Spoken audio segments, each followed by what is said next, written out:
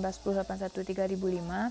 Di sini saya akan mencoba menjelaskan materi yang pertama mengenai pengertian dari tindakan kekerasan terhadap anak dan remaja. Nah, di sini ada dua pendapat, yaitu yang pertama menurut Patricia pada tahun 2001. Beliau mendefinisikan bahwa kekerasan terhadap anak itu merupakan suatu kelalaian tindakan atau perbuatan oleh orang tua atau yang merawat anak yang mengakibatkan terganggunya kesehatan fisik, emosional, serta perkembangan anak. Nah, ini mencakup dari penganiayaan fisik dan emosi, kelalaian dan eksploitasi seksual. Nah, kemudian menurut KPAI pada tahun 2006 mendefinisikan bahwa kekerasan terhadap anak itu merupakan segala bentuk ucapan, sikap, dan tindakan yang dapat menimbulkan kesakitan, gangguan fisik atau psikis, penelantaran ekonomi dan sosial terhadap anak oleh orang tua atau orang dewasa lainnya yang merawat anak tersebut. Nah, mungkin sekian penjelasan materi dari saya. Assalamualaikum warahmatullahi wabarakatuh. Assalamualaikum warahmatullahi wabarakatuh. Perkenalkan, nama saya Edwin Hardiansyah dari kelompok 5. Di sini saya akan melanjutkan penjelasan dari teman-teman saya sebelumnya mengenai bentuk-bentuk kekerasan terhadap anak. Yang pertama itu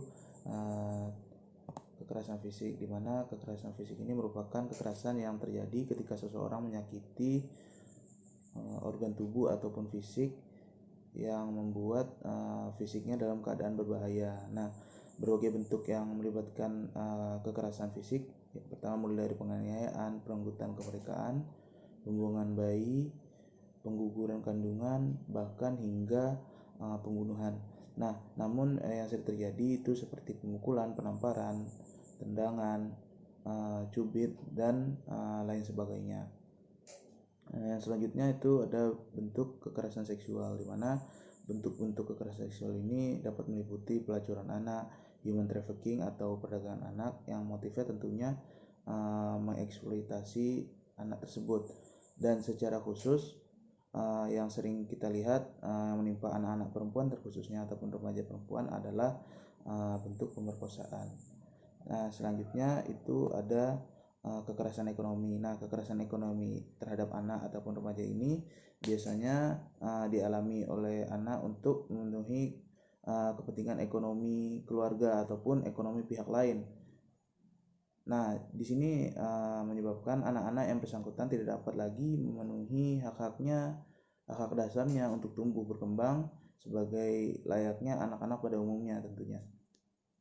Yang terakhir yaitu kekerasan psikologis. Tentu tak hanya kekerasan fisik yang seringkali terjadi pada anak dan remaja, tentunya sering juga yaitu kekerasan psikologis, di mana mental sang anak bisa terganggu ketika mendapatkan kekerasan psikologis ini. Nah, bentuk kekerasan psikologis ini antara lain dapat berupa cacian, makian, ataupun dapat kata-kata kotor yang menyakitkan hati mereka, baik dilakukan orang tua, majikan misalnya di tempat dia bekerja, diusir, diejek, dicemooh, dan lain-lain, sehingga itu dapat menyebabkan perkembangan mental anak hingga membahayakan perkembangan psikologis ataupun emosionalnya.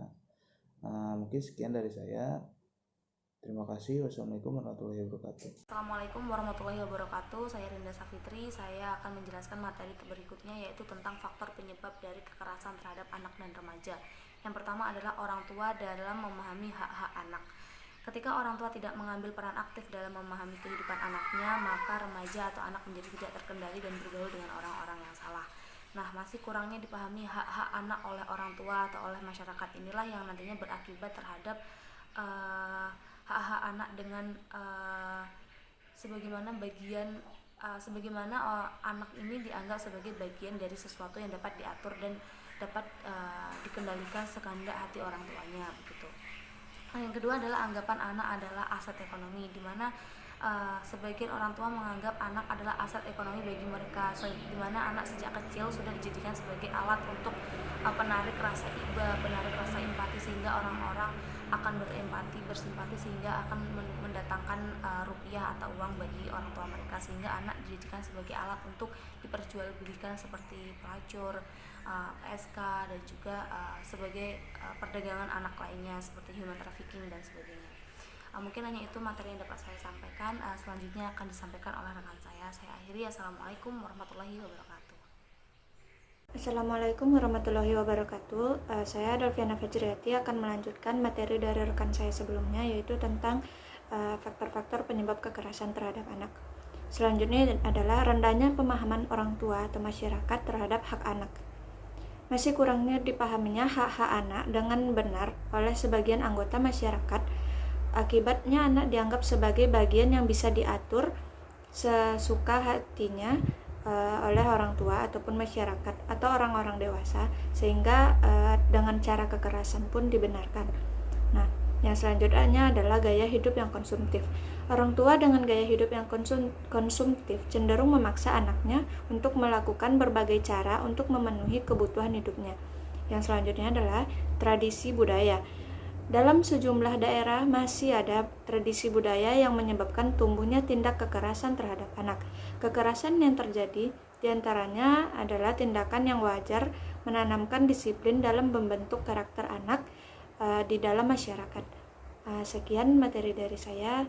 Saya ucapkan terima kasih. Saya kembalikan ke moderator. Assalamualaikum warahmatullahi wabarakatuh.